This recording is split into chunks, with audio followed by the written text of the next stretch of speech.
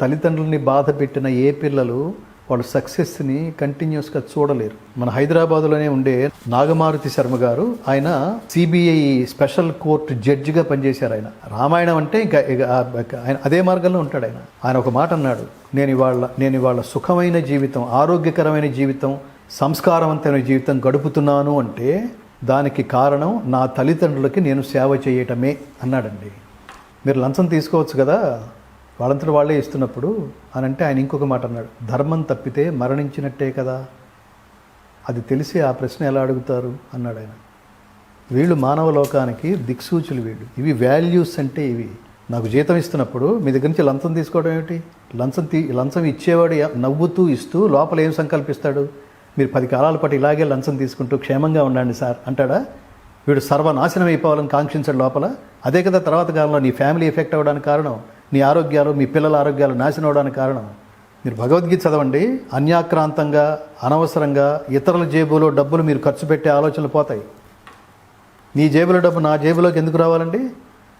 నాకు కష్టం ఉంటే, నాకు తెలివితేటలుంటే నేను సంపాదించుకుని నేనే ఆ వస్తువుని కొనుక్కోవాలి. అదేదో సినిమాలో చూస్తారు, ఏదో చెప్తారు చూడండి, అక్కడ పోలీస్ ఆఫీసర్ ఏదో సెటిల్మెంట్ చేస్తాడు, మా పద్మావతికి ఆ ఫ్లాట్ ప్లాన్ చేయండి. ఏదో సినిమా, అది మహేష్ బాబు సినిమా. ఇవి సమాజంలో జరిగేవి. అవి నీ పద్మావతికి వాడెవడో ఫ్లాట్ ఇవ్వడం ఏమిటి? నీ భార్యకు వాడెవడో మల్లెపూలు కొనిపెట్టడం ఏమిటి?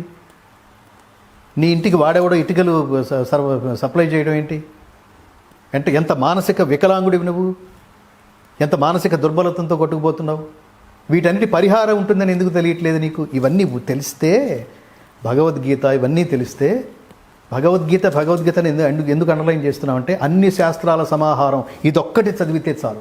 గీత సుగీత కర్తవ్య కిమన్యై శాస్త్ర విస్తరై యా స్వయం పద్మనాభస్య ముఖపద్మ వినిశ్రిత. సాక్షాత్తు పరమాత్ముడి ముఖపద్మం నుండి వెలువడిన మహోత్కృష్టమైన కర్తవ్య బోధ, దివ్యవాణి, మహోత్కృష్టమైన మానవ జాతికి అందించే సందేశం ఉండగా ఇతర శాస్త్రాలతో పనేంటి?